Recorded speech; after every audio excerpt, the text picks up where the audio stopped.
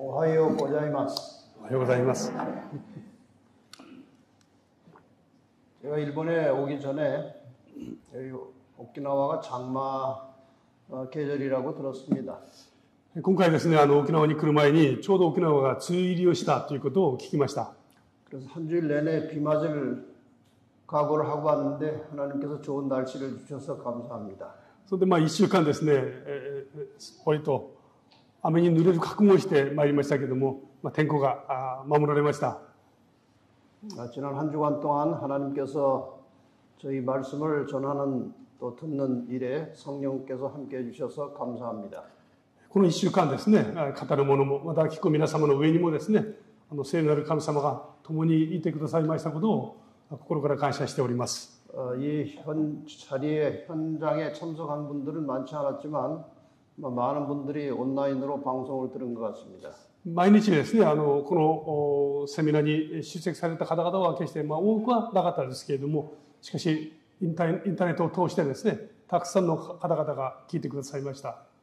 첫날 설교한 게 목사님이 말씀하시는데 한 300명 이상 들었다고 들었습니다. 初日のですね、アクセスしてくださった方がもう400人近いですね。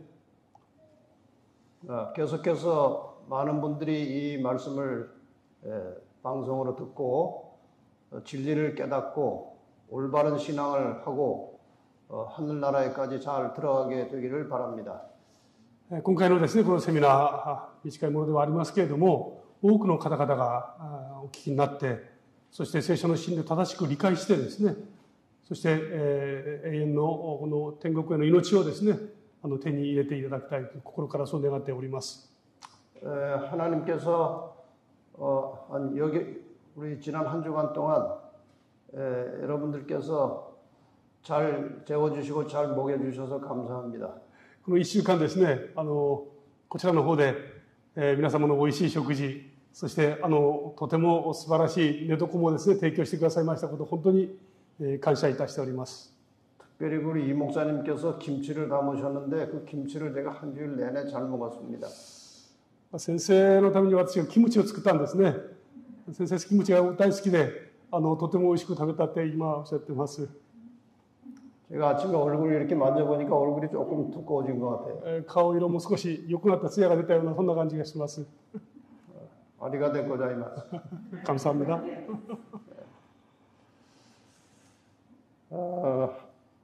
우리 이 목사님은 제가 부가테 지회에서 일할 때 일본에 올 때마다 중요한 여러 가지 집회에서 통역을 잘 해주셔서 늘 고마운 분입니다. この隣のいい牧師はですね、私が NST で働いておられた時に、日本でいろんな集会をですね、大切な集会を何回か持ちましたけど、その度にですね、専属の通訳を行っていました。 제가 일본말을 잘하는지 못하는지는 잘 모릅니다. 일본말 모르니까. 그런데 하여간 제가 말하자마자 금방 통역을 잘하시는 거 보니까 일본말을 잘하는 것 같아요. いい牧師がですね、日本語が上手なのかどうか私には分かりませんけれども、私が韓国語で説明をしたらすかさずすぐですね、それを日本語に変えているので、きっとうまいんだろうとそう思っています。 여러분 생각에도 목사님이 일본말을 잘 하십니까? 皆さんもそう思っていらっしゃいますか? 제가 첫날 말씀드린 대로 성경의 예언은 지금 이 아주 어둡고 혼란하고 복잡한 세상을 살아가는 그리스도인들에게 등불과 같이 갈 길을 밝히 비춰주는 그런 역할을 하는 것이 예언입니다. 初日もですね、皆様には申し上げました。この暗闇の世の中にあってですね、聖書の予言というのは間違いなく足元の灯火なんですね。今の時代に必要な神様の御言葉です。 하나님께서는 이 예언을 통해서 이 아주 복잡한 세상을 살아가는 성도들에게 예언을 가지고 이렇게 안내해서 마치 그 내비게이션처럼 우리의 길을 잘 안내해서 하늘까지 안전하게 도착하도록 그 인도하시는데 예언을 사용하십니다. この予言の言葉はですね、今のように混沌とした暗闇の世の中にあって、私たちの足元をしっかりと照らしてですね、ナビゲーションのように天国に至るまでの道をしっかりと案内してくださいます。そのために用いられるのがこの予言です。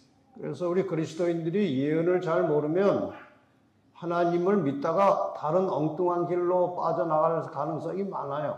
ですから私たちがこのクリスチャンたちがですね、この予言の言葉についてちゃんと理解していなければ、この暗闇の道の中を辿っているうちにですね、誤った道に行く可能性がたくさんあるんですね。 그래서 사도 요한이 예언의 말씀을 읽는 자와 듣는 자와 그 가운데 있는 것을 지키는 자들이 복이 있다고 사도 요한이 말을 했습니다.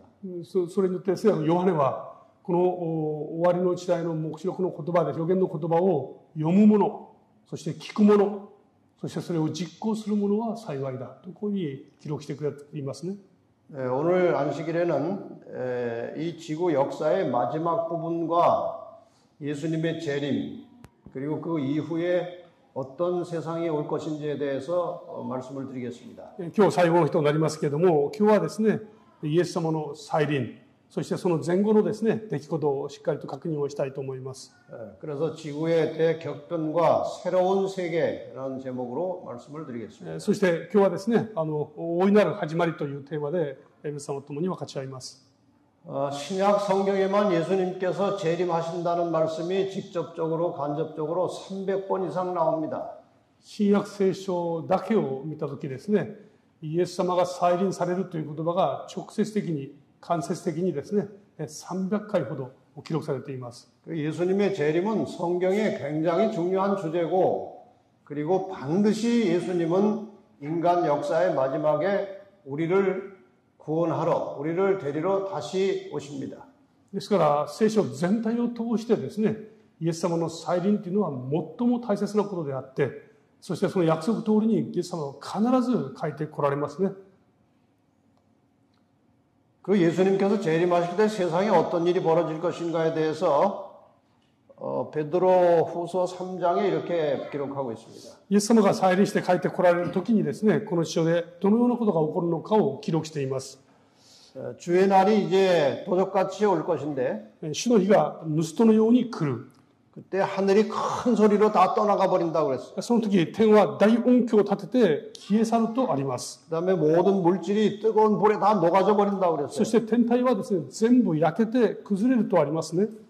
하늘에 엄청난 변화가 일어날 것입니다. 天において大いなる変化が起こりますね。 계시록 6장 14절에도 黙示録の6章10節にですね、 하늘이 종이축이 말린 것처럼 다 떠나가 버리고 天はまるで巻物のように巻かれて消えていくとあります。 각 산과 섬이 제자리에서 옮겨지겠다고 그랬어요. そして山、島がですね、その場所から移されていくとあります。 이 오키나와도 섬이기 때문에 막 흔들리고 좀 상당히 진동이 올 것입니다. 沖縄も島ですからね、影響を受けるかもしれません。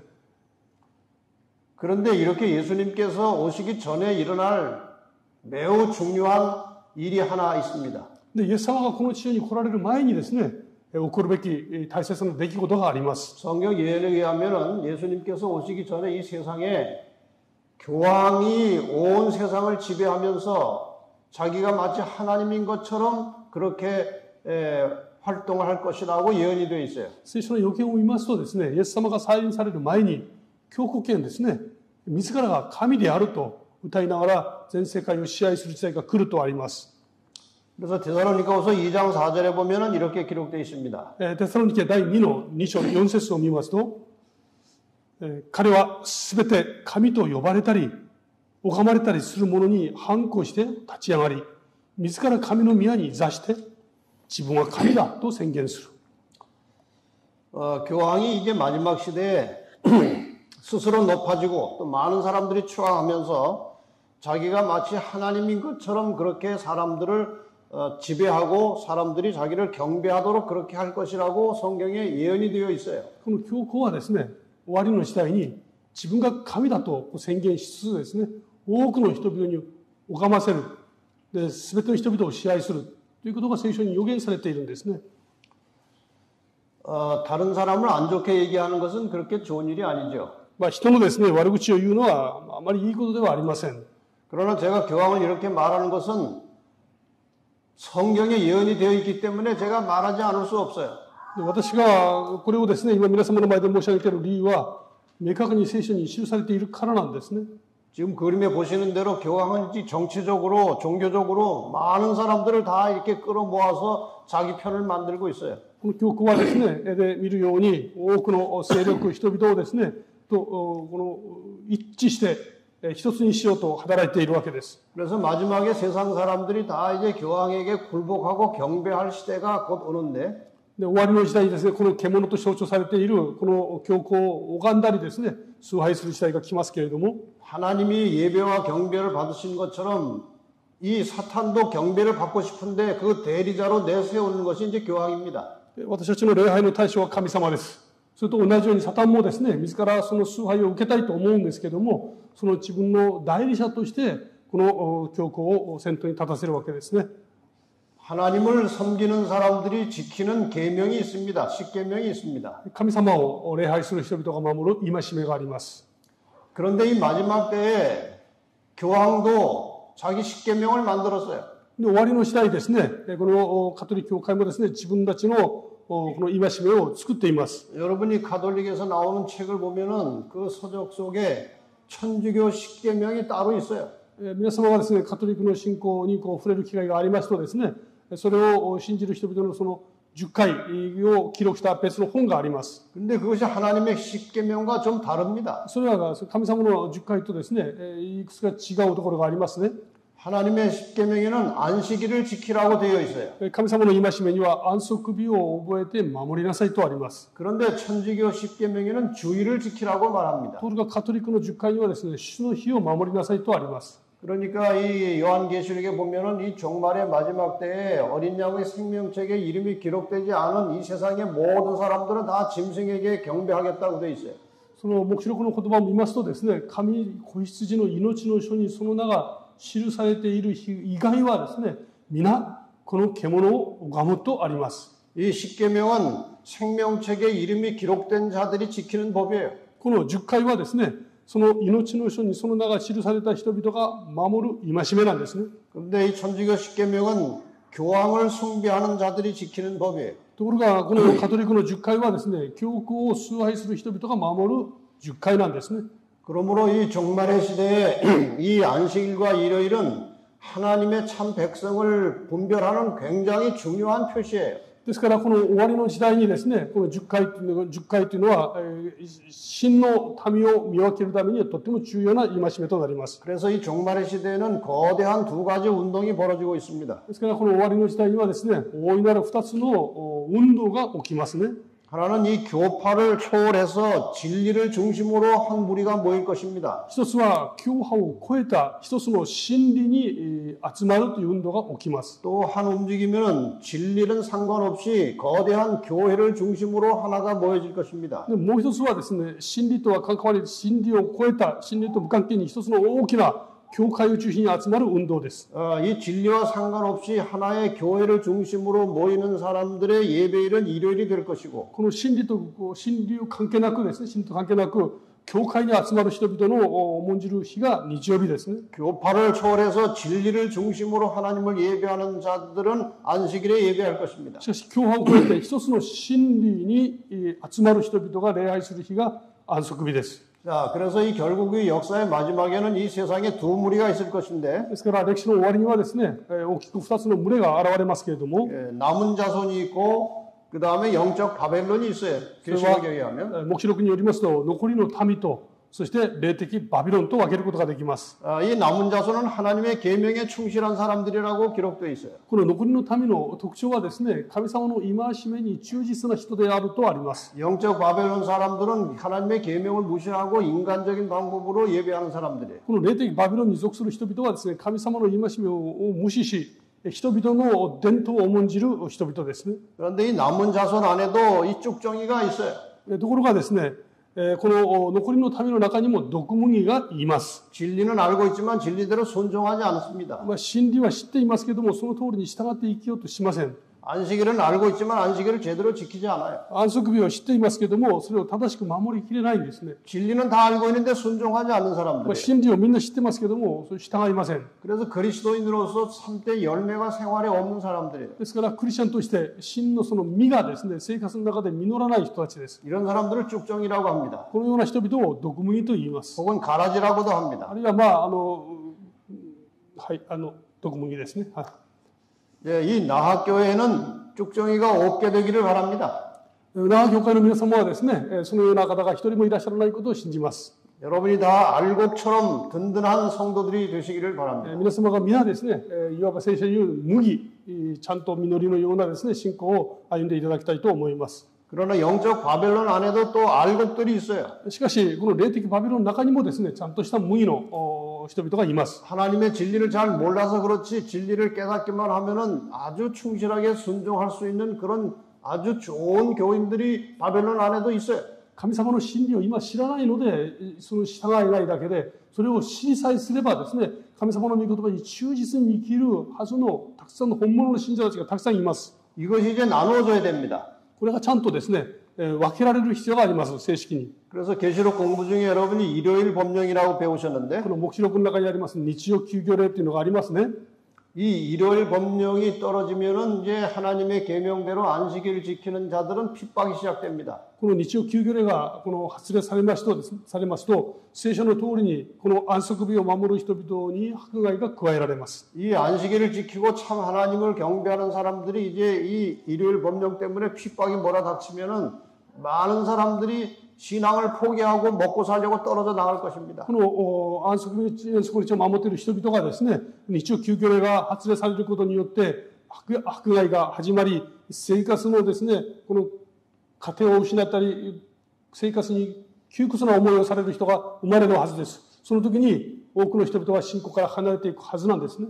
지금 이 교회 안에 있는 사람들은 누가 알곡이고 누가 쭉정인지 구분을 할 수 없어요. 今、教会の中におられる方々を見ますとですね、誰が本物のクリスチャンで、誰が毒麦なのかということを見分けることはできません。 사람이 또 마음대로 판단할 수도 없어요. そしてそれはまだ人がですね、勝手に判断してもいけません。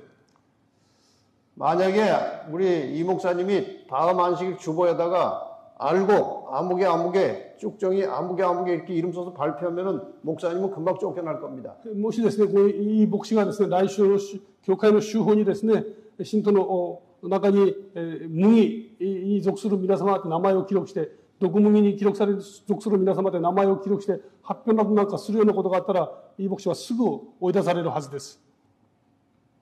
그런데 사람은 판단할 수 없지만, 판단해서는 안 되지만, 교회에 핍박이 몰아닥치면 쭉정이들은 스스로 다 떨어져 나가게 돼 있어요. もちろんこれは人が決して判断してはいけません。しかし、日曜休業令が発せられて、そして迫害が加えられますとですね、教会の中にいます毒麦たちは自分の足で出ていくんですね。 그래서 이 핍박과 함께 쭉정이들이 옮겨져서 영적 바벨론으로 들어갑니다. ですからこの迫害とともにですね、この毒麦たちは出ていて、このバビロンの中に加わります。 그러면 교회 쭉정이가 없이 알곡만 남아요.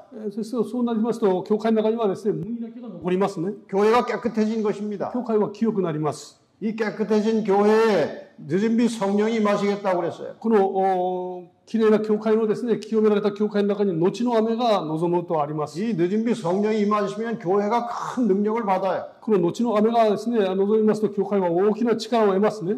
이제 큰 소리로 진리의 말씀을 온 세상에 외치게 될 そして 것입니다. 大きな声で世界に向かって真理の言葉を述べ伝えます。 많은 사람들이 이 기별을 듣게 될 多 것입니다. くの人々がこの真理に触れることができるようになります。 지금은 뭐 그 정도는 아니지만 이미 인터넷을 통해서 유튜브를 통해서 많은 사람들이 진리를 듣고 배우고 있어요. 今もうすでにですね、この YouTube を通して多くの人々が新しい真理にですね、触れる機会がたくさん増えました。 제가 이제 유튜브 방송을 하고 있는데 많은 일요일 교인들이 이 진리를 깨닫고 저한테 연락이 와요. 私は今ですね、YouTube を通してインターネット伝道していますけれども、それを聞いた多くの人々が私の方にたくさん連絡をくださいます。 그동안 내가 성경을 제대로 모르고 장님처럼 살았다. 私は今までまるでめくらのような生活をしてまいりました。 이제 진리에 눈을 뜨게 되었다. 真理のですね、真理に触れました。 내가 이제 진리를 깨달았으니 진리대로 순종하겠다. 私は真理に触れましたので、それに従って歩むことにします。 가정적으로 교회가 뭐 어려움이 있겠지만 나는 진리를 따라서 이제 재림교회로 나가겠다. 今、家庭の中でですね、信仰を変えるのは大変な困難はあるでしょうけども、このエステ教会に私は出て行きます。 그런 사람들이 연락이 많이 옵니다. そういう連絡を私はたくさん受けています。 그 영적 바벨론에 알곡들이 있는 거예요. ですから霊的バビロンの中にですね、麦がいるんですね。 근데 이 늦은 미 성령의 역사 시작되면은 많은 사람들이 깨닫고 남은 자손으로 넘어오게 될 것입니다. そしてこの後の雨のですね、働きとともに、このバビロンの中にいるこの麦たちがですね、たくさんの人々が教会に、エステ教会に入ってくるはずです。 이제 이런 일이 벌어지면은 구원을 받을 자와 멸망받을 자가 이제 정해지는 거예요. このようなことがあればですね、もう救われるべき方と、そうではない方が明確に分けられます。 그래서 이제 구원받을 자와 멸망받을 자가 완전히 이렇게 나누어집니다. そして救われるべき方とですね、そうではない方がしっかりと分けられますね。 이 상태에서 계시록 22장 11절의 말씀이 이제 선포되는 겁니다. このような状態になったときに、黙示録22章11節の言葉が告げられます。 불의를 하는 자는 그대로 불의를 할 것이다. 不義の者はさらに不義を行う。 더러운 자는 그대로 더러울 것이다. 汚れた者はさらに汚れたことを行う。 의로운 자는 그대로 의를 행하고 そして義なる者はさらに義を行う。 거룩한 자는 그대로 거룩되게 하라는 하늘의 선언이 떨어져요. 聖なる者はさらに聖なることを行うままにさせようと天から宣告されます。 이렇게 되면 구원받을 자들은 다시는 구원을 놓칠 수가 없습니다. こうなりますとですね、救われるべき方は決してこの救いを手放すことはありません。 멸망이 확정된 자들은 다시 회심해서 구원받을 수 없어요. このもう滅びる方々はですね、もう心を入れ替えることもなくなります。 이렇게 구원이 확정된 자들을 성경은 14만 4천이라고 말합니다. このようにですね、救いが確定した人々、この人々を聖書は14万4千人と宣言しています。 이렇게 해서 이제 구원받을 자와 멸망받을 자가 확정이 되면은 하늘에서 재앙이 내려옵니다. このように救われるべき方と滅びるべき人々が定められますとですね、天から災いが起きます。 요한계시록 16장에 그 재앙의 이야기가 계속 나옵니다. 黙示録の16章にですね、この7つの災いが記録されているんですね。 그 재앙이 7가지라고 그랬어요. それが7つあります。 이 재앙이 구원받은 성도들에게는 그 재앙의 해가 임하지 않습니다. ところがですね、この7つの災いが救われたためには望まないんですね。 멸망받을 자들에게 재앙이 오는 것입니다. この滅びるべき人々の上にですね、この災いは望みます。 옛날 애굽 땅에 10개의 재앙이 내렸어요. 昔エジプトの地にですね、塔の10回の災いがありました。 그런데 그 재앙이 이스라엘 민족의 집에는 오지 않았어요. ところがその災いはですね、イスラエルの民の家には望まなかったんですね。 심지어는 흑암의 재앙이 있을 때에도 暗闇の災いがある時さえも 이스라엘 집에는 광명이 있다고 그랬어요. イスラエルの民の中にはですね、光がありました。 이 7재앙 때 내가 구원받았는지 못 받았는지 확실하게 예수님 재림하기 전에 이미 내가 구원받았는지 못 받았는지 다 아는 겁니다. ですからイエス様の再臨の前にですね、私は救いを得ているのかどうかはっきり分かるんですね。 이 재앙이 나에게 임하고 있다면 그건 구원을 못 받은 것이고 この災いが私に望んでいるならばですね、それは救いから外されているわけです。 이 재앙이 나에게 임하지 않으면 나는 구원을 받은 것입니다. この災いから逃れを得られたならばですね、救いの中に含まれていますね。 자, 그 7재앙이 이런 것들입니다. 7つの災いについて確認いたし 제가 ます。 시간이 없어서 제목만 설명합니다. 時間がありませんから簡単に申し上げますね。 악하고 독한 헌대가 첫째 재앙이에요. ひどい悪性の出来物です。 그 다음에 둘째 재앙은 바다가 피가 되는 거예요. そして2つはですね、海が血のようになります。 세 번째는 강과 물의 근원이 피가 되니까 식수까지 다 피가 되는 겁니다. そして3つ目はですね、川と水の源、飲み水まで全部血と変わります。 그 다음에 해가 뜨거워지는데 사람을 태울 정도로 뜨거워지는 태양이 있어요. 4つ目は太陽が熱くなりますけども、人々を焼くほど熱くなります。 그 다음에 갑자기 해가 빛을 잃고 흑암이 오는 것입니다. そして太陽が光を失ってですね、暗闇がやってきますね。 그리고 여섯 번째 재앙은 아마겟돈 전쟁이 준비된다고 그랬어요. そして6つ目はですね、ハルマゲドンの戦争が用意されるとあります。 이 아마겟돈 전쟁은 상당히 말이 어려운 말이에요. このハルマゲドンという言葉は実は結構難しい言葉なんですね。 이 아마겟돈이라는 말은 두 단어가 합쳐진 것입니다. これは2つの言葉がですね、1つになっています。 하르라는 말과 무기또라는 말이 합쳐진 거예요. 春と麦という言葉がですね、1つになりました。 이 하르라고 하는 말은 산이라는 뜻, 산들이라는 뜻이에요. 春というのは山という意味ですね。 그 다음에 무기또는 지역 이름이에요. 麦とというのは場所の名前です。 이 무기또는 이스라엘 약간 북쪽에 위치한 중요한 지역이에요. この麦とというのはイスラエルの北地方にある大切な町ですね。 무기또는 무엇으로 유명한가 하면은 전쟁할 때 그 무기또를 먼저 차지하는 사람이 전쟁에 이긴다는 그런 말이 있어요. この麦とはですね、もし戦争を行うときに、この麦豚を先に占領した方が勝つという、そういう意味ではとても重要な町ですね。 이 무기또는 전쟁을 상징하는 말입니다. ですから麦豚というのは戦争を象徴する言葉です。 그래서 이 아마겟돈이라는 말은 무기또의 산들이라는 뜻이에요, 원래가. ですからハルマゲドンというのは、この麦豚の山々という意味なんですね。 그런데 이 무기또 전쟁이라는 것은 이런 것입니다. このハルマゲドン戦争という言葉は次のような意味を持ちます。 이 세상 역사의 마지막에 칠재앙이 내릴 때 하나님의 백성들은 재앙의 해를 받지 않아요. この7つの災いの時ですね、神の民はこの災いから例外です。 이 악인들에게 재앙이 임하는 것입니다. 悪人たちにこの災いが望みますね。 그러니까 악인들이 이런 생각을 합니다. ですからこの悪人たちが考えるわけです。 저 의인들을 다 죽여야 재앙이 끝날 것이다.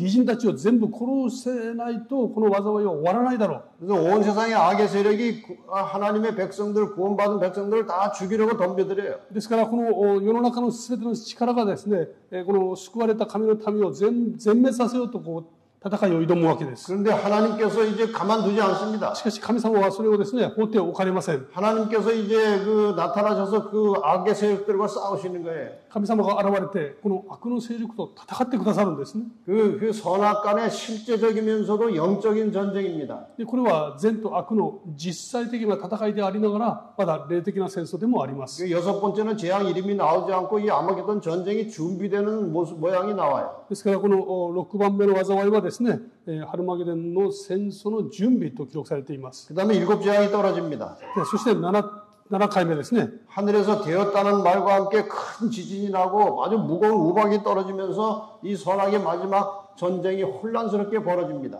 天からですね、ことはすでになったという大きな声とともにですね、激しい地震、そして大きな雹が起きて最後の戦争に入るわけですね。 그래서 온 세상의 이 악의 세력들이 하나님의 백성들을 죽이려고 덤벼들고 그런 전쟁이에요.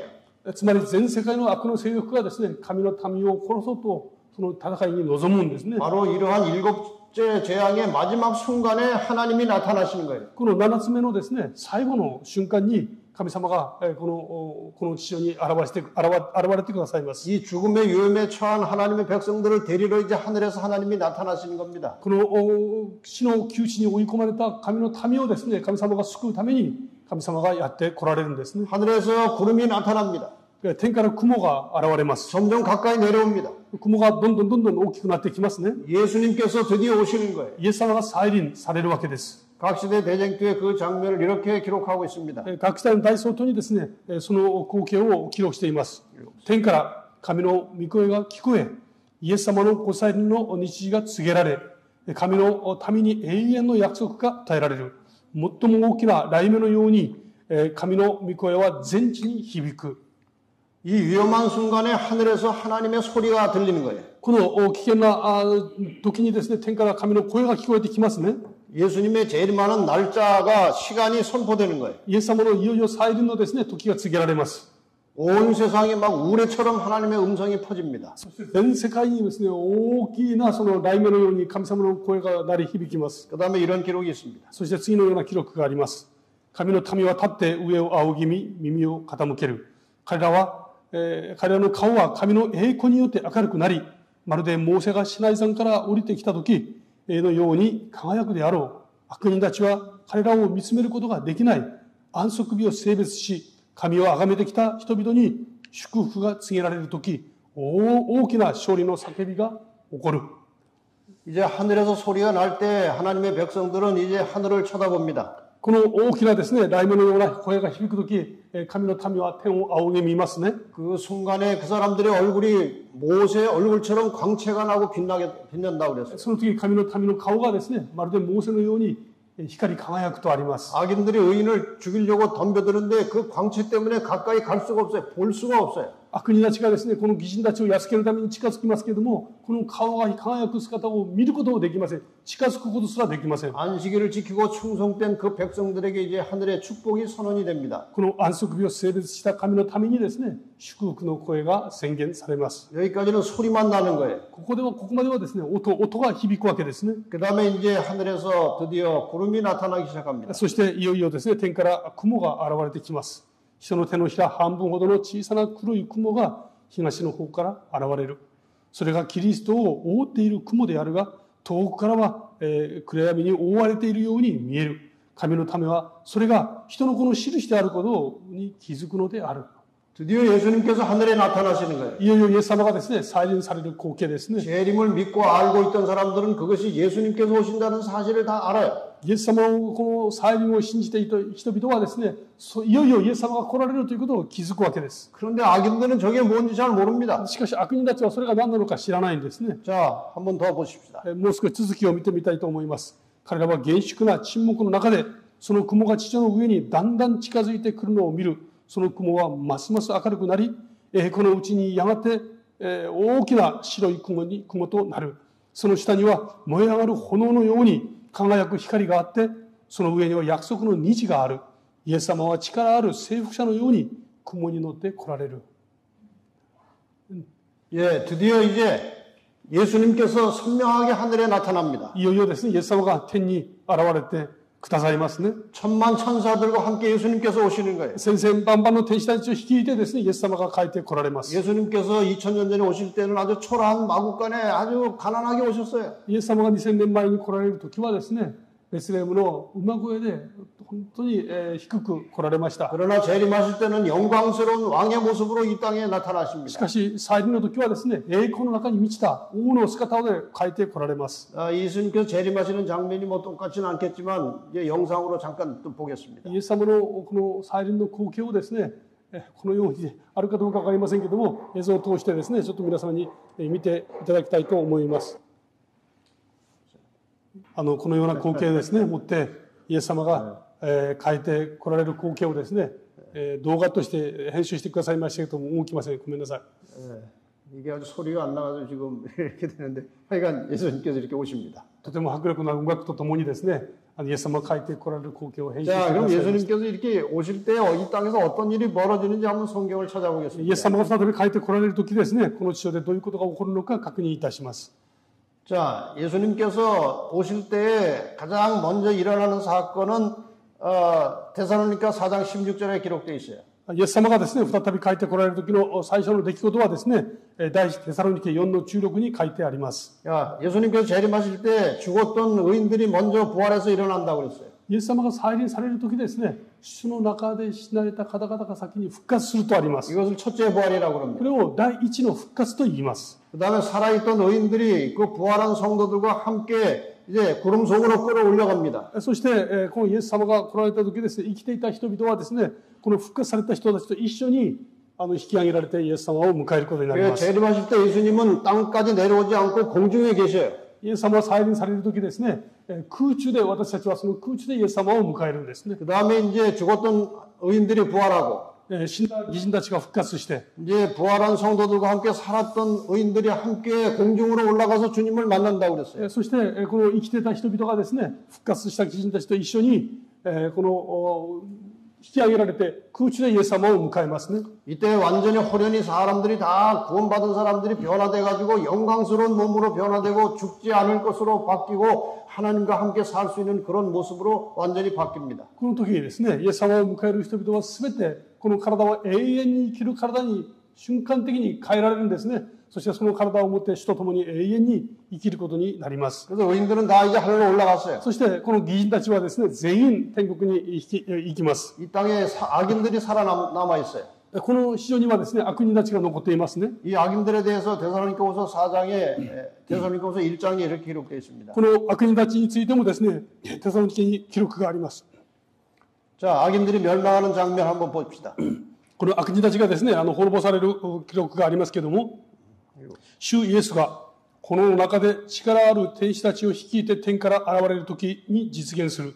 その時、主は神を認めない者たちや私たちの主イエスの福音に聞き従わない者たちに報復し、そして彼らは主の御顔とその力の栄光から退けられて、永遠の滅びに至る刑罰を受けるであろう。 여기 멸망당하는 악인들이 두 무리가 있어요. ここにですね、滅ぼされる二つの群れがいます。 아예 하나님을 모르고 하나님을 무시하는 그런 무신론자들이 다 죽어요. 初めからですね、神様を認めない無神論者たちですね、その人たち。 그 다음에 예수의 복음은 들었지만 그 복음에 순종치 않는 자들이 다 죽을 거라고 그랬어요. そして福音をちゃんと聞いてるけども、それに聞き従わない人々が滅びるとあります。 일단 그들이 한번 다 죽어서 이 지면에 널려져 있습니다. そして彼らは一度全部死んでですね、この地球を覆うことになります。 한꺼번에 다 죽었기 때문에 장사해 줄 사람도 없고 슬퍼할 사람도 없어요. 전부 다 죽어서 땅의 표면에 이제 시체들이 가득 덮여 있는 것입니다. この時ですね、主の再臨の時にその悪人たちが全部一瞬にして全部死にましたので、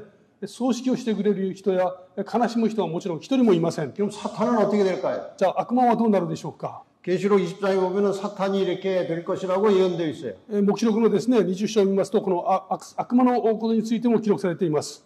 また私が見ていると、一人の御使いが底知れぬところの鍵と大きな鎖とを手に持って天から降りてきた。彼は悪魔であり、サタンである竜、すなわち蚊の年を得た蛇を捕らえて1000年の間につなぎ置き、そして底知れぬところに投げ込み、入り口を閉じて、その上に封印をし、1000年の期間が終わるまで諸国民を惑わすことがないようにしておいた。その後しばらくの間だけ解放されることになっている。 여기 사탄이 이렇게 쇠사슬에 묶여서 어디 깊은 골 속에 갇혀 있는 것처럼 이제 상징적으로 되어 있어요. この記録はですね、悪魔がなんかこう鎖で縛られて、暗いところにですね、閉じ込められるかのように象徴的に記録されていま 이 す。 사탄이 쇠사슬에 묶였다는 것은 상징적인 말입니다. ところがこの言葉はとても象徴的な言葉なんですね。 사탄은 이렇게 묶여서 이렇게 있는 존재가 아니에요. サタンはですね、この体を持ちませんので、鎖で縛ったりすることはできません。 이건 무슨 뜻인가 하면요. これどういう意味かというと、 지구상의 악인은 다 죽었고 この地球に悪人は全部死んでいます。 의인은 다 하늘로 올라갔고 義人たちは全部天に帰っていますね。 사단은 더 이상 오고 갈 데가 없고 サタンはどこも行くところもありません。 할 일도 없어요. そしてなすべきことも何もないんです。 지구에 갇혀 있는 것입니다. 地球に閉じ込められているわけです。 그것을 이런 상태로 묘사하는 거예요. それをこのように記録していますね。 그런데 여기에 얼마 동안 갇혀 있을 것이라고 되어 있는가 こ 하면 こにですね、縛られる期間が記録されていますけ 1000년 ど、 동안 갇혀 있겠다고 그랬어요. 1000年の期間縛られるとあります。 1000년이 지나고 나면 잠깐 놓이겠다고 그랬어요. 1000年が過ぎるとしばらくの間ですね、解放されるとありますね。 그건 나중에 설명드리겠습니다. 後で後で説明申し上げます。 지구가 황폐하고 시체가 덮여 있는 이 아주 황막한 지옥 같은 상태에서 사탄이 혼자 갇혀 있는 것입니다. この荒廃したですね、死に満ちた地球の中にサタン一人だけですね、いるわけですね。 그러다가 1000년 후에는 잠깐 뭐 노연하겠다고 되어 있어요. そして1000年後には少しの間解放され 네, ます。 나중에 설명드리겠습니다. 後で確認いたします。 자, 일단 재림 때 일어날 일들을 요약해서 설명드리겠습니다. イエス様の再臨の時に起こることをですね、記録してみますね。 죽은 의인들이 부활했고요. まず最初、死んだ義人たちが復活します。 살아있던 의인들과 함께 하늘로 승천했어요. そして生きていた義人たちと一緒にですね、昇天します。 그다음에 악인들은 멸망하고 そして悪人たちは滅びますね。 사탄은 결박됐습니다. サタンはですね、縛られます。 이 상태에서 1000년이 지나겠다고 그랬어요. この期間のまま1000年が過ぎていきます。 그럼 1000년이라는 긴 기간 동안에 하늘과 지상에서 어떤 일이 벌어질 것이냐 하는 거예요. それではですね、この1000年という長い期間の間に、天とこの地上ではどういうことが起こるのかです。 자세하게 성경에 기록은 없지만 1000년 동안 하늘에서 이런 일들이 있을 것이라고 상당히 중요한 부분을 설명하고 있습니다. 聖書はですね、詳細に記録しているわけではありませんけれども、1000年間起こることをですね、大切に記録として与えてくださっています。 계시록 20장 4절과 5절에 보면은 黙示録20章4節と5節を見ますと、 구원받은 자들이 이제 하늘에서 심판하는 권세를 받았다고 그랬어요. この救われた人々がですね、天において裁く権利を得たとあります。 근데 여기에 보면은 두 종류의 사람들이 있어요. ここを見ますと、2種類の人々がいますね。 순교했다가 부활해서 구원받은 성도들이 있고요. 殉教して復活してそして救われた民がいますね。 이 마지막에 그 짐승과 그의 권세에 굴복하지 않은 채 끝까지 싸워서 이기고 살아서 승리한 사람들이 있었어요. その獣の像にですね、拝むことなくその信仰最後まで守り抜いた人たちがいるんですね。 그래서 이 구원받은 성도들이 살아서 그리스도로 더불어 1000년 동안 왕노로 탄다 그렇게 되어 そ 있습니다. れでこの救われた人々がキリストと共にですね、この1000年の間に王のようにですね、君臨するとあります。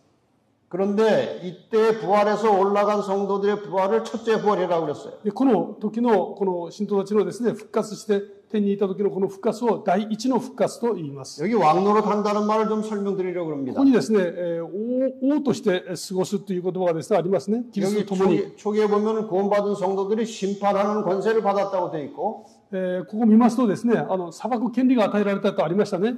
그 다음에 천년 동안 왕노릇 한다고 되어 있어요. で、千年の間、キリストと共にですね、王なるキリストと共にですね、この王のような立場に立てられるってありますけど、 옛날에는 이 왕이 중요한 심판을 왕이 다 했습니다. 昔はですね、この大事な裁きはみんな王が行っていました。 네, 다윗이 이런 중요한 심판한 사건이 나오죠. 솔로몬이 이런 심판한 사건이 나옵니다. ソロモンがですね、裁いたことが記録としてありますね。 두 애기 엄마가 한 아기를 데리고 와서 서로 자기 아기랑 우긴 겁니다. 二人の女性がですね、一人の赤ちゃんを連れてきて、これは私の子供ですというふうに、主張していましたね。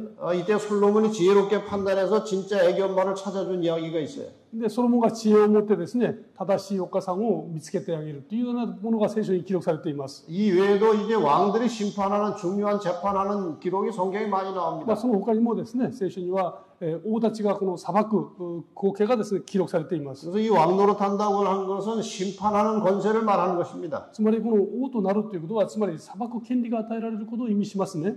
그 다음에 계시록 20장 6절에 보면은 이 첫째 부활에 참여하는 자들이 복이 있다고 그랬어요. そして黙示録20章6節を見ますと、第一の復活に加えられる人々は幸いだとあります。 이 첫째 부활이 있다는 것은 둘째 부활이 있다는 것입니다. 第一の復活があるということは、第二の復活があるということを示唆していますね。 이 둘째 부활에 대해서는 조금 이따 다시 설명하겠습니다. この第二の復活についてはちょっと後で申し上げま 이 す。 첫째 부활에 참여하고 구원받은 사람들은 둘째 사망의 해를 받지 않는다고 그랬습니다. この第一の復活に預かる人々は、第二の死とは無関係だとありますね。 이 둘째 사망이 있다는 것은 또 첫째 사망이 있다는 거죠. 第二の死があるということは、第一の死もあるということを示唆しますね。 네, 둘째 사망의 해를 받지 않을 뿐만 아니라 여기도 다시 한번 그리스도의 제사장이 되어서 1000년 동안 그리스도로 더불어 왕노릇 한다는 말이 또 나옵니다. このですね、箇所に、キリストと共にですね、第一の復活に預かった人々は、キリストと共に1000年の間ですね、この裁く権利があるとありますね、支配する。 이게 누구를 심판하는 것이냐 이거예요. この裁く権利で誰を裁くんでしょうか。 죽은 악인들을 살펴서 심판하는 것입니다. 死んだ悪人たちをですね、詳細に裁くんですね。 이미 하나님께서 다 결론을 내리시고 악인들은 다 멸망시키셨고 또 의인들을 구원하셨는데 이 하늘에서 악인들을 심판한다는 말은 무엇인가 하면은 하나님이 심판해 놓은 것을 하나씩 하나씩 같이 살펴보는 거예요. 神様はすでにですね、その救われる人々を決めておられ、そして滅びた人々がもうすでにこの地上にはいるわけです。すでにですね、もうそれは決定づけられていますけれども、裁くというのは、その神様が裁かれた内容をですね、詳細にそれを明らかにするという役割を持つということですね。 왜 살아서 구원받은 사람들이 죽은 악인들을 왜 심판합니까? 生き残った人々がなぜ悪人たちを裁くことができるんでしょうか。 이상한 일이 있는 거예요. 하늘에 가보면. 天に行けばですね、不思議なことがあるわけです。 그 사람 구원받을 사람 같은데 하늘에 없는 거예요. 天に行ってみたらですね、あの人救われるはずだったんじゃないのと思われる人がいないことがあります。 이런 일이 있어서는 절대로 안 되겠지만 そのようなことがあってはいけないでしょうけども、 여러분이 하늘에 갔는데 말이에요. 皆様が天国に行かれたのにですね、 제가 안 보이는 거예요. 私が見えないんですね。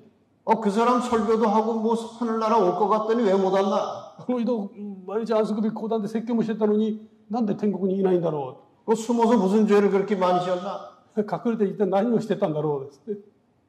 이렇게 해서 이 구원받지 못한 사람들에 대해서 다 이렇게 살아서 구원받은 사람들이 하나씩 하나씩 다 심판한 다음에 마지막 결론은 하나님은 참으로 사랑이시고 공의로우시다는 결론을 내리는 겁니다. ですからこの一人一人がですね、この下された結論を詳細に確認をして結論として誠に神は公平で正しいお方だということをですね、宣言するわけです。 하나님이 어떤 분인지를 구원받은 성도들이 확실하게 깨닫게 되는 것입니다. この救われた人々はですね、神様がいかなる方なのかを明確に知ることができるようになりますね。 악한 천사들까지도 우리가 같이 심판한다고 그랬어요. この悪の天使たちさえもですね、私たちが裁くとあります。 사탄도 우리의 심판을 받을 것입니다. サタンもですね、私たちの裁きの対象となりますね。 사도 바울이 고린도전서에 이미 이 말씀을 미리 해놨어요. そのパウロはですね、コリント第一の手紙にそのことを記録していました。 읽어보세요. 生徒は世を裁くものであることをあなた方は知らないのか。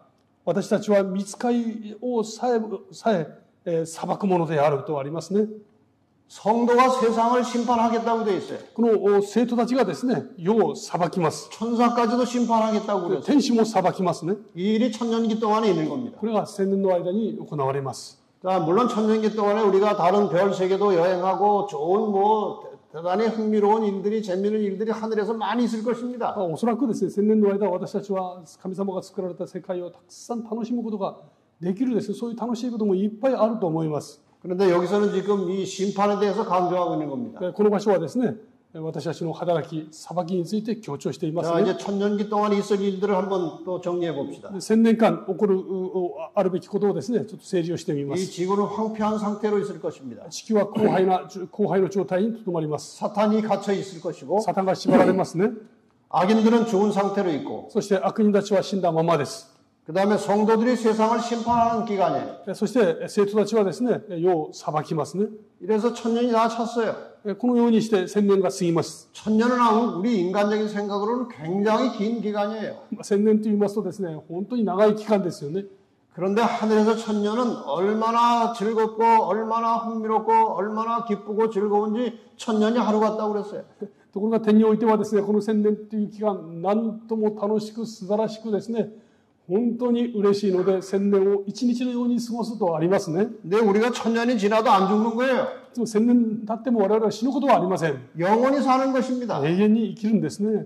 이 영원히 살 때 천년은 그렇게 긴 기간이 아니에요. 永遠に生きるという時、千年というのはそれほど長い期間ではないわけです。 자, 이제 하늘에서 천년이 다 찼습니다. 千年が過ぎました。 그 천년기 후에는 어떤 일이 벌어질 것인가? 千年の後はですね、どのようなことが起こるでしょうか。 자, 이제 천년기가 끝난 다음에 있을 일에 대해서 스가랴 14장 4절과 5절에 이렇게 예언이 되어 있습니다. この千年期が過ぎた後ですね、起こることについてゼカリヤ書14章に記録されています。 천년이 차고 나면 하늘에서 모든 구원받은 성도들과 하늘의 가족들이 이사를 이 지구로 내려온다고 되어 있어요. 千年が過ぎますとですね、天において住んだ神の民がですね、この地球に引っ越しをするとあります。 그날에 그의 발이 예루살렘 동편 감람산에 설 것이요. 그러니까 땅에 내려오시는 겁니다. 그분께서. その日にはですね、イエス様の足ですね、彼の足が東の方のエルサレムの前に立つとあります。 재림할 때는 공중에 있었어요. イエス様の再臨の時は空中まで来られます。 그러니까 하늘에서 천년이 찬 다음에 이 지상으로 다 내려오는 겁니다. そして千年が過ぎた後はですね、その天からこの地上に降りてきますね。 원래 사람이 만들어진 고향은 지구지 하늘이 아니에요. もうともと我々はですね、住むべきふるさとはこの地球なんですね。 이 지구로 우리가 다시 내려오는 거예요. ですから我々はこの地球に戻ってきます。 그런데 놀라운 사실은 하늘의 천사들과 하나님도 지구로 이사를 내려오신다고 그랬어요. ところがですね、驚くべきことは天の天使たちとこのイエス様も一緒に来てくださるんですね。 그 다음에 중요한 말이 나옵니다. その後大切な言葉が出てきます。 나의 하나님 여호와께서 임하실 것이요 그랬어요. あなた方の神主は来られるとありますね。 모든 거룩한 자가 주와 함께 하리라. 諸々の聖者たちが共に来られる。 여기 모든 거룩한 자는 구원받은 모든 성도들을 말하는 こ 것입니다. こで諸々の聖者とは救われたすべての人々 그래서 です。 하늘의 모든 보좌와 하나님과 천사들과 구원받은 성도들이 지구상으로 다 내려온 거예요. ですからこの時ですね、救われた人や天の天使たち、イエス様までもこの地球に全部降りてきます。 그런데 사도 요한이 보니까 하늘에서 예수님께서 우리를 위해서 준비해 놓으신 새 예루살렘 성도 내려온다고 되어 있어요. で、この時ですね、このヨハネが見ましたら、幻の中で見ましたら、天において私たちのために用意された新しいエルサレムも一緒に降りてくるとあります。 계시록 21장 2절에 보면은 黙示録21章1節を見ますと、 거룩한 성 새 예루살렘이 하늘로부터 이 땅으로 내려온다고 되어 こ 있어요. の聖なる都、エルサレムが天から下ってくるとあります。 이것이 얼마나 아름다운지 신부가 남편을 위해서 단장한 것처럼 정말 아름다운 새 예루살렘 성이 지상으로 내려오는 장면이에요. これなんと美しいことかですね。また花嫁が、この花嫁が花婿に来るかのように着飾っていると表現されています。 자, 뭐 이렇게 우리 상상을 해보는 것입니다. 이렇게 하늘에서 예루살렘 성이 내려오는 겁니다. じゃあ想像してみたいと思いますね。 음악이 안 나오네.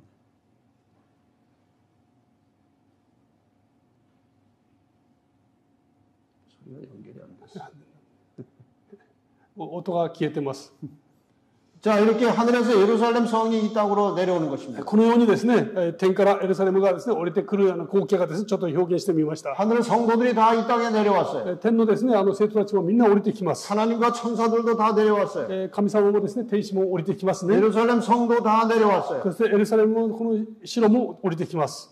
하늘의 모든 식구들이 가족들이 이 지구상으로 내려왔습니다. 天におけるですね、すべての家族がこの地球に降りてきました。 바로 이 상태에서 죽었던 악인들이 부활한다고 되어 있어요. この状態でですね、それまでに死んでいた悪人たちが復活します。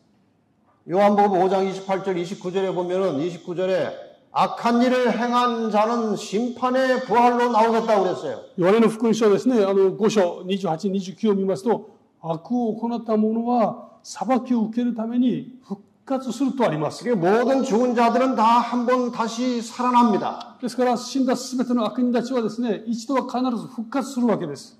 그러니까 여러분 이 상태를 잘 생각해 보세요. この状態を皆様はですね、イメージしてみていただきたいんですね。 첫째 부활에 참여한 사람들은 다 하나님 나라에 들어갔어요. 最初の第一の復活に預かった人々は天の御国に入っていきます。 둘째 부활에 참여한 사람들은 이렇게 죽기 직전에 그 비참한 모습으로 살아나서 구원받은 성도들과 예루살렘을 보는 것입니다. ですからこの第2回目の復活に預かった人々はですね、裁かれるためにこの悲惨な状態でこの美しいエルサレムを見上げるわけです。 바로 이 상태를 계시록 20장 7절 8절에 이렇게 묘사하고 있어요. このことをですね、黙示録20章7節8節に描かれています。 천년이 차니까 사탄이 옥에서 놓여 나왔다고 그랬어요. 1000年が過ぎるとですね、このサタンが解放されます。 왜 옥에서 놓여 나온 것입니까? なんでこの縛られた状態から解放されるでしょうか。 그동안 혼자 있었어요.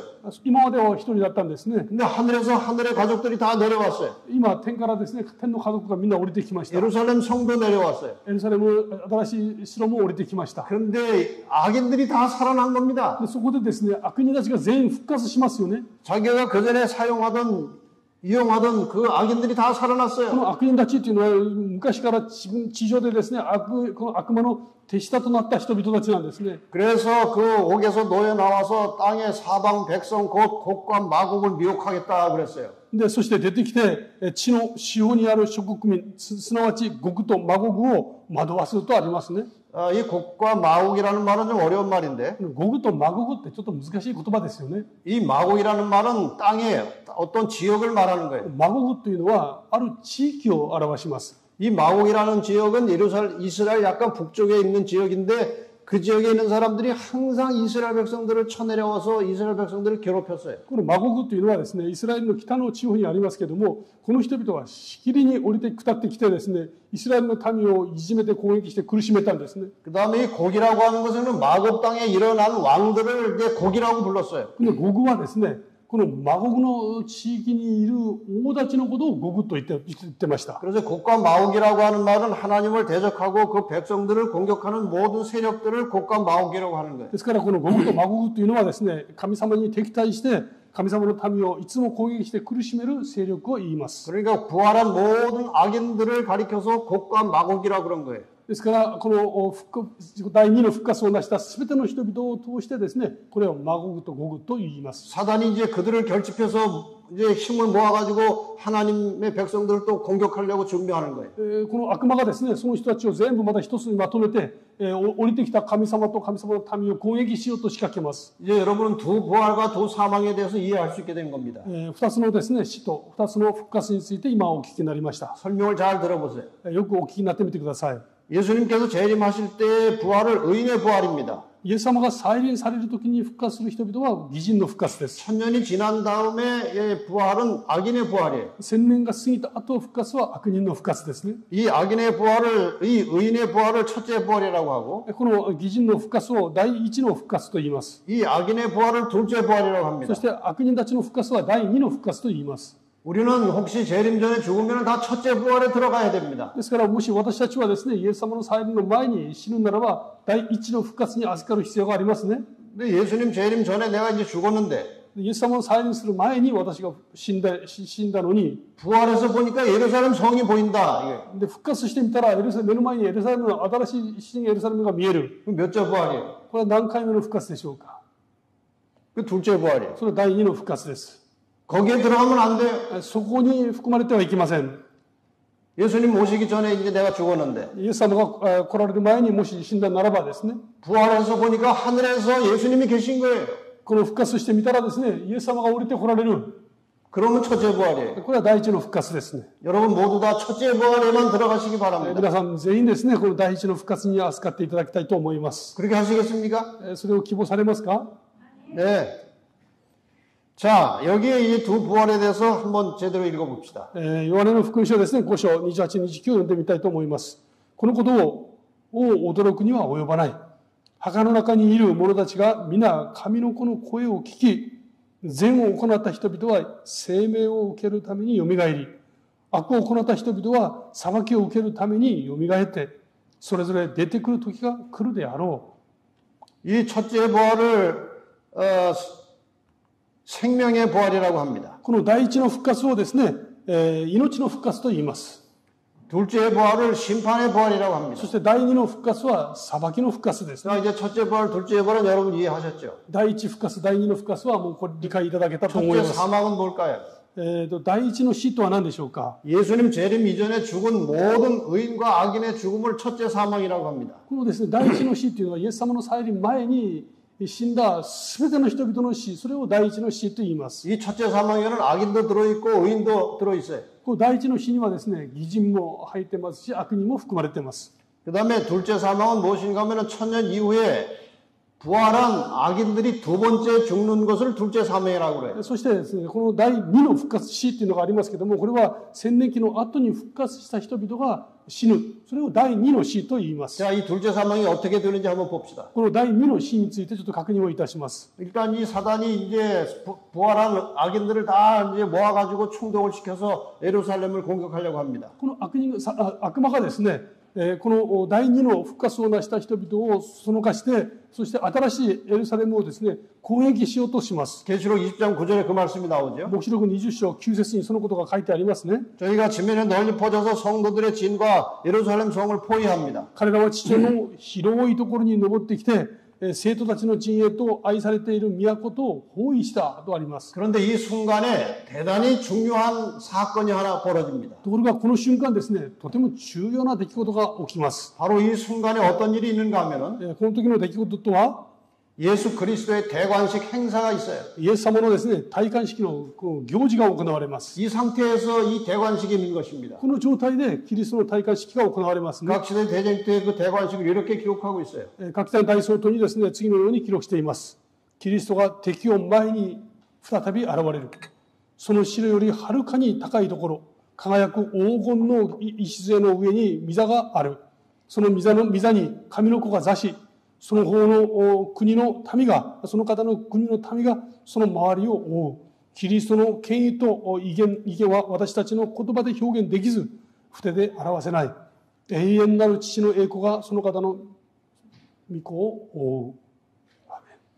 예루살렘 성보다 훨씬 높은 어떤 위치에 예수님의 보좌가 만들어집니다. このエルサレムのですね、神殿よりはるかに高いところにイエス様の御座が作られます。 그 보좌에 하나님의 아들이 앉게 되는 것입니다. そしてその御座にですね、神の御子がお座りになりますね。 그 모습을 악인들이 다 보는 거예요. その姿を悪人たちが全部見上げます。 예수님을 조롱하던 바리새인들이 그를 보는 것입니다. イエス様をですね、嘲笑ったバリサイ人たちがイエス様を見上げます。 예수님을 십자가에 못 박은 자들이 그를 다 보는 イ 것입니다. エス様をですね、十字架に釘付けた人々がイエス様を見ます。 예수님의 침뱉던 사람들도 그걸 다 보는 イ 것입니다. エス様にですね、唾をかけた人々がイエス様を見上げます。 그 영광이 말로 표현할 수 없는 것이에요. その神様の栄光はですね、言葉で言い表すことができません。 그런데 이 장면에 대해서 이렇게 설명합니다. この光景についてですね、次のように説明します。 이 아들의 대관식은 이 지구상에 살았던 모든 사람들이 산 상태에서 이 대관식이 벌어져요.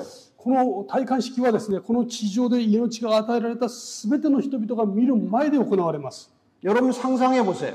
皆様ちょっとイメージしてみていただきたいんですけど、 지금 이 순간은 この瞬間とは、 아담 이래로 이 지구상에 태어났던 모든 사람들이 한꺼번에 살아있는 상태예요. アダム以来ですね、この地上で命を得たすべての人々が見つめる中で行われます。 구원받은 성도 속에 아담이 있을 것입니다. 救われた人の中にはですね、アダムもいることでしょう。 그다음에 이 지상에서 마지막 때에 하나님의 백성들을 박해하던 악한 자들도 다 있을 そして 것입니다. この世の終わりの時代ですね、神の民を迫害した人々もそれを見つめます。 아담 이래로 지구상에 태어났던 모든 인간들이 한꺼번에 살아있는 상태예요. このアダム以来ですね、すべての人々が、この地球上にすべての人々が同時に生きている状態です。 그 모든 인간들이 왕으로 임하신 예수 그리스도를 바라보게 되는 こ 것입니다. のすべての人々がですね、王としてその望まれるキリストを見上げます。 이러한 상태에서 예수님께서 그 악한 자들에게 판결을 집행하시는 것입니다. その状態の中でですね、イエス様がその悪人たちに最後の判決を下されます。 이 악인들이 예루살렘 성과 성도들을 공격하라고 뭐 준비는 되어 있지만 今はですね、この悪人たちがサタンと共に新しいエルサレムを攻撃しようとしておりますけれども、 이 대관식이 끝나는 동시에 하늘에서 불이 내려오는 こ 것입니다. の戴冠式が終わるや否やですね、天から火が下ってきます。 계시록 20장 9절에 이 말씀이 나와요. その黙示録のですね、ところ20章9節に書いてあります。 하늘에서 불이 내려와서 모든 악인들을 다 태워버립니다. 天から火が下ってきて、すべての悪人たちを焼き尽くします。 죄가 많은 사람은 더 오래 탈 것입니다. 罪が多い人はですね、その苦しみは増すかもしれません。 죄가 적은 사람은 빨리 타서 없어질 것입니다. そうではない人は少し早くですね、焼くかもしれませんけども、 가장 끝까지 오래 타사 고생하고 결국 죽을 존재는 사탄입니다. 最後までですね、この苦しみとともに、燃え尽くされるのは、尽くされるのはそのサタンであるに違いありません。 계시록 20장 13절과 14절에 보면은 黙示録20章ですね、13、14には、 각 사람이 자기 행위대로 심판을 받는 거예요. すべての人々がですね、自分の行いに応じてその裁かれるんです、ね。 죄가 많은 사람은 그만큼 많은 죄값을 받는 것입니다. ですから罪の多い人はですね、それに見合う報いを受けるはずです。 이렇게 해서 모든 악인들이 다 죽은 상태를 둘째 사망이라고 하는 것입니다. このようにしてですね、すべての人々が死んだ状態を第二の死と言います。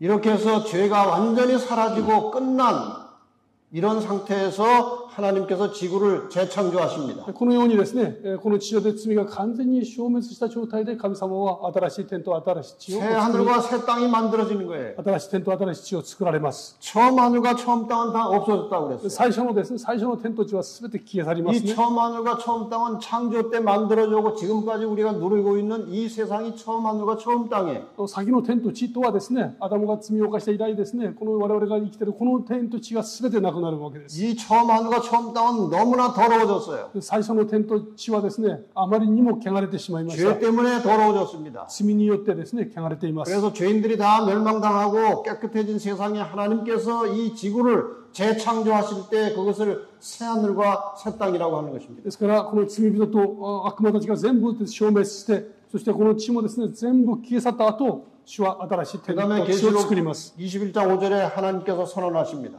そして、黙示録21章5節ですね。 내가 만물을 새롭게 하노라. 私は全てを新しくする。 이렇게 해서 새로운 세상이 시작되는 겁니다. このようにしてですね、新しい新天地が始まりますね。 자, 그럼 천년이 지난 다음에 있을 일을 한번 다시 정리하겠습니다. 千年期の後の出来事を整理しますね。 천년이 지난 다음에 하늘의 모든 가족들이 지구로 내려옵니다. 千年期の後はですね、天とすべての家族が地上に移住します。 새 예루살렘이 내려옵니다. そして新しいエルサレムが降りてきますね。 죽은 악인들이 부활합니다. 死んだ悪人たちが復活します。 그 상태에서 예수님의 대관식이 있어요. その状態でイエス様の戴冠式が行われます。 악인들이 예루살렘을 공격하려고 합니다. 悪人たちがエルサレムを攻撃しようとします。 그때 불이 내려와서 악인들을 소멸합니다. その時ですね、天から火が下ってきますね。 그리고 새 하늘과 새 땅이 만들어집니다. そして新しい天と地が作られます。 이렇게 해서 하나님과 구원받은 성도들이 이제 이 지구상에서 영원히 함께 사는 것이에요. このようにしてですね、新しいこの天地でですね、神の民が永遠に生きることになります。 드디어 이런 소리가 들립니다. 하늘에서. やがてですね、天からこういう声が聞こえてきますね。 같이 한번 읽어보겠습니다. お読みしますね。また、御から大きな声が叫ぶのを聞いた。 같이. 皆さんも一緒に読んでみましょうね。せーの。また、御から大きな声が叫ぶのを聞いた。見よ、神の幕屋が人と共にあり、神が人と共に住み、人は神の民となり、神自ら人と共にいまして、人の目から涙を全く拭い取ってくださる。もはや死もなく、悲しみも叫びも痛みもない。先のものがすでに過ぎ去ったからである。アーメン。 여러분 이 아름다운 새하늘과 새 땅에서 다 함께 사시게 되기를 바랍니다. 皆様はですね、この新しい新天地、美しいところで一緒に住まわれることを心から願っています。 이제 그동안 공부한 것을 총정리해서 마치겠습니다. 今までですね、学びましたことを一度全部整理をいたします。 제가 첫날 창세기 3장 15절을 설명했습니다. 最初は創世記3の15を説明申し上げました。 창세기 3장 15절이 온 성경의 역사를 다 설명하는 거예요. 創世記3の15はですね、聖書のすべての歴史をそこに予言しています。 거기 뱀이 나오고 여자가 나옵니다. そこにですね、女が出てきて蛇が出てきます。 선과 악이 싸울 것이라고 나와요. そして善と悪が戦うことが予言されています。 여자의 후손이 나옵니다. そして女の末が出てきます。 자, 설명을 해보겠습니다. もう簡単に申し上げますね。 여자가 무엇이냐? 女とは何でしょうか。 구약의 여자는 이스라엘이에요. 旧約における女はイスラエルです。 신약의 여자는 교회입니다. 新約における女は教会です。 그래서 우리는 이것을 성경에서 여자라고 합니다. これは聖書はですね、女と言います。 이 여자를 뱀이 사탄이 공격을 합니다. この女をですね、蛇が、サタンが攻撃をします。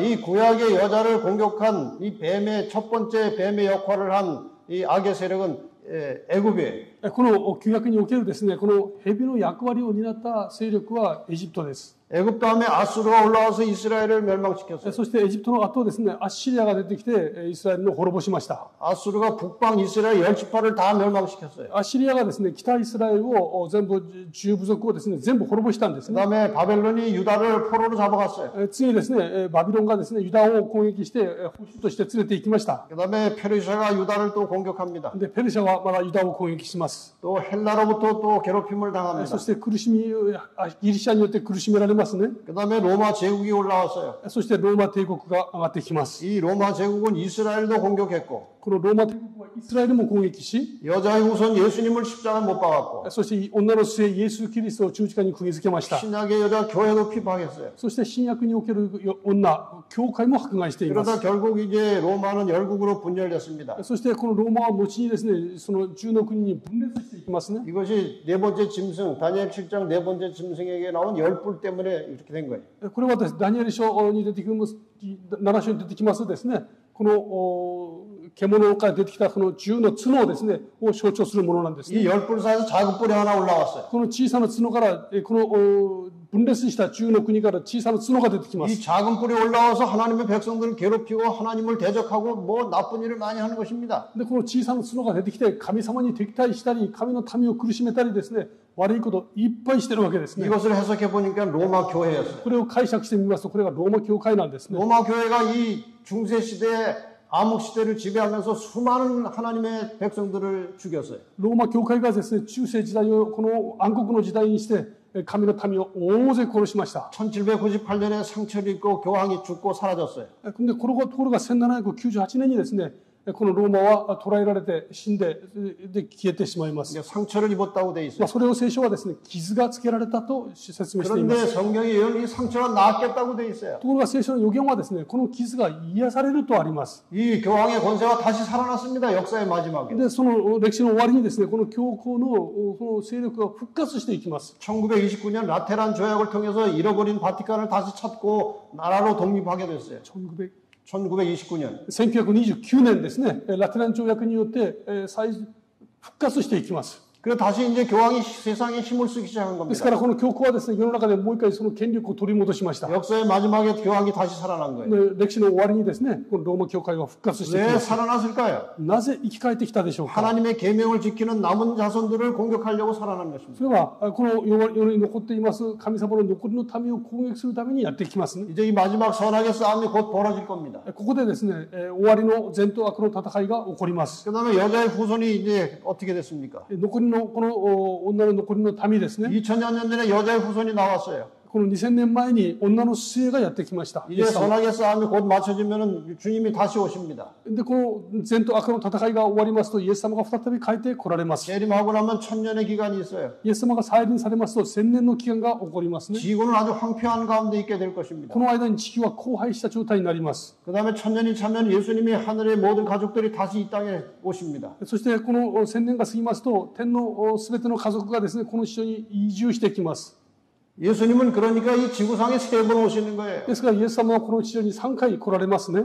2000년 전에 한 번 오셨어요. 2000年前に一度来られました。 재림하실 때 또 오십니다. まもなく再臨の時来られます。 1000년 후에 다시 내려오셔요. そして1000年期が過ぎたらまだ来られます。 3번째 오시면 우리하고 같이 영원히 사시는 거예요. 3回目、その時は我々と永遠にここに住みます。 이렇게 해서 1000년이 끝나면 새로운 구원받은 성도들의 역사가 지구상에서 시작되는 것입니다. そして1000年が過ぎましたらですね、神の民の新しい世界がこの地球上で続きます。 창세기 3장 15절 예언이 이렇게 성취되는 겁니다. 創世記3の15の予言はこのように成就します。 이것을 다시 이렇게 또 우리가 설명할 수 있어요. これをですね、別の視点でまた説明申し上げることができます。 지금 이 여러분과 제가 살고 있는 이 지구의 역사는 헛바퀴를 돌고 있는 거예요. この私たちがですね、住んでいるこの地球はですね、空転すると言えます。 하나님께서 처음에 창조하셨을 때 이 세상은 영원히 가게 돼 있었어요.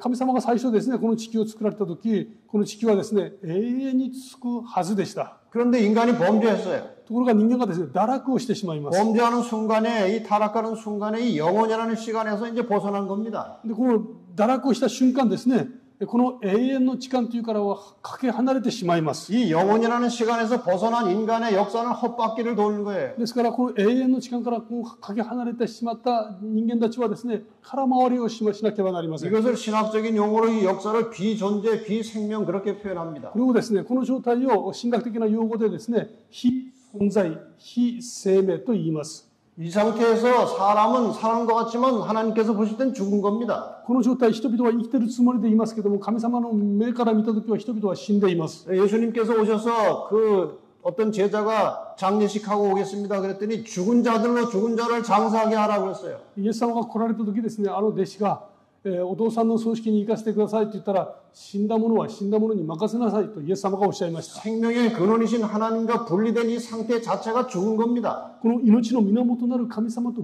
分離された状態、それがすなわち死なんですね。 우리가 예수 그리스도를 통해서 하나님과 연결될 때 다시 사는 거예요. 私たちがイエス様と共にイエス様を通して神様とつながるとき、初めてその命を得ることになります。 그러니까 이 지금 지구 역사는 죽은 시간의 역사가 돌고 있는 거예요. ですからこの地球の歴史というのはですね、死んだ時間が空転しているわけですね。 여기에서 중요한 사건들이 일어납니다. ここでいろんな出来事が起こります。 홍수 심판이 있었어요. 最初は洪水の裁きですね。 사람들이 바벨탑을 쌓았어요. 人々がバベルの塔を作りました。 하나님께서 아브라함을 불러내십니다. 神様はその中でアブラハムを呼び出します。 아브라함을 통해서 이스라엘 민족이 만들어져요. そしてイスラエル民族が作られますね。 이스라엘 민족을 통해서 여자의 후손 예수께서 이 땅에 このイスラエル民族の中からイエス様がこの地上に生まれて来られます。 예수께서 오시는 순간에 이 지상의 거민들은 다시 생명을 얻고 영원히 들어갈 수 있는 영생할 수 있는 길이 열렸어요. イエス様が処理されたことによってですね、この地上を住むすべての人々はもう一度永遠の命を取り戻すことができる道ができました。 그리고 예수님 때문에 이 땅에 이제 교회가 탄생합니다. イエス様によってですね、この地上に初代教会が生まれます。 우리 초기 교회라고 그래요. 初代教会と言いますね。 세월이 지나면서 교회가 세속화됩니다. ところがこの教会が時間とともに世俗化していきます。 이 세속화된 교회 풍토에서 카톨릭 천주교가 태어난 거예요. この世俗化した教会の中からですね、カトリック教会が生まれますね。 그래서 종교 암흑 시대가 열렸어요. そしてそれとともに宗教暗黒の時代が続きます。 하나님의 진리가 다 땅속에 파묻혀 버렸어요. 神様の真理がですね、この地の中に埋め尽くされてしまいます。 하나님을 바르게 믿는 자들에 대한 핍박과 공격과 죽음이 있었어요. 神様を正しく信じる人々に対する迫害とですね、死がありました。 그래서 그때 종교 개혁이 일어나는 겁니다. その時に宗教改革が起こるんですね。 종교 개혁 성경대로 예수 믿자. 聖書に帰ろうですね。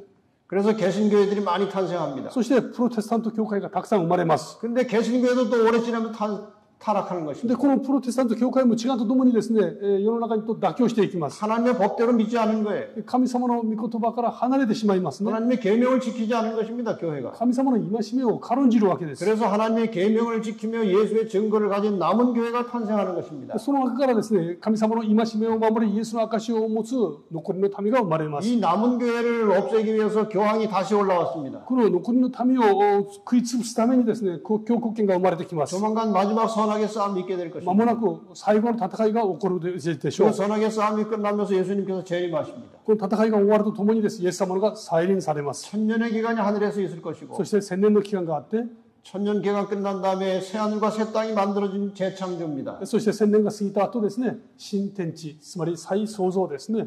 이것이 바로 아담과 하와가 범죄하고 타락하기 전에 그 원래 상태로 돌아가는 거예요. つまり、アダムと妻、その妻が罪を犯したその前の状態に戻ることになりますね。 이것이 하나님께서 인간을 구원하시는 구속의 계획의 역사예요. これがですね、神様が人類を救うための救いの計画なんです。 이 구원은 환상이나 꿈이 아니에요. これはですね、幻やその抽象的なものではありません。 역사적 시간 속에서 이루어지는 일들입니다. 実際の歴史の中の時間の中で生まれる実際出来事ですね。 실제로 이런 사건들이 다 일어날 것입니다. 実際このようなことが起こりましたし、また起きます。 그리고 구원이 완성되면은 인류의 역사는 아담과 하와가 범죄하고 타락하기 전에 그 상태로 되돌아가는 것입니다. そしてこの救いが完成しますとですね、最初の人々が罪を犯す前の状態に戻るんですね。 달라진 것은 하나님께서 이 땅에 오셔서 보좌를 만드시고 이 땅에서 구원받은 성도들과 함께 영원히 사시는 것입니다. その時と異なるものがあるとすればですね、この再創造の時は神ご自身がこの地上に来られて私たちと共に住んでくださるということが違うだけです。 이 역사를 회복이라고 말합니다. 한마디로. この歴史をですね、回復と言います。一言で。 원래 상태로 되돌아가는 것입니다. 元の状態に戻るということです。 여러분의 개인의 신앙을 통해서 원래 아담과 하와가 창조될 때 가졌던 하나님의 형상을 회복하는 신앙이 되시기를 바랍니다. 皆様がですね、お一人お一人の信仰によってですね、この神様が最初作られた美しい状態に戻っていかれることを心から願っています。 예수님의 온유하고 겸손한 품성을 회복하고 닮아가는 그런 신앙이 정직하고 올바른 신앙입니다. イエス様の品性に倣いですね、また成長していく、そういう信仰を私たちは所有すべきです。 여러분의 모든 하루하루의 신앙이 품성이 변화되고 우리의 상태가 하나님을 닮아가는 그런 신앙이 될 때 우리는 살아있는 신앙인이라고 할 수 있는 것입니다. 私たちがですね、日々このキリストに倣い、品性が変えられですね、真のクリスチャンになっていく、これが誠の、クリスチャンたちの姿であるだろうと言えます。 아무쪼록 여러분의 모든 신앙이 하나님의 능력 안에서 날마다 성장하고 성숙해가는 하나님의 충성을 다하는 그런 종들이 되시기를 바랍니다. 皆様がですね、生きながらいる間、神様が与えてくださったこの時間ですね、精一杯主に忠実に生きる皆様でありますことを心からお祈りいたします。 이미 세상의 역사는 거의 마지막을 향해서 가고 있어요. この今世の中の歴史はですね、本当に終わりに近いですね。 정치나 종교나 사회나 경제가 다 망가져가고 있어요. 政治、経済、その環境すべてを見てもですね、全部今壊れかかっています。 그러나 이 세상이 아무리 험하고 아무리 망해가도 하나님은 우리 곁에서 우리를 지키고 계실 것입니다. どんなにそれが壊されてもですね、神様は最後まで私たちの傍らにいてくださるはずです。 순간순간마다 여호와 하나님을 의지하시고 성령의 인도하심을 따라서 하나님의 말씀에 충실한 신앙이 되시기를 바랍니다. その瞬間瞬間ですね、共にいてくださる聖なる神様に従って、神様の民としてですね、信仰を歩み抜いていただきたいと思います。 머지않아 주님께서 재림하실 때 여러분과 제가 다 공중에서 예수 그리스도의 재림을 영접해서 하늘에 올라가는 그런 복받은 성도들이 되시기를 바랍니다. まもなくイエス様が帰って来られます。その時ですね、皆様も私もですね、空中で主を迎える、そのような幸いなですね、民であることを願っています。 그때 여러분과 제가 하늘에서 함께 만나게 되기를 바라면서 한 주간의 말씀을 다 마치겠습니다. その時天国でですね、また再会できることを願いつつですね、この1週間の奉仕を終わらせていただきます。ありがとうございます。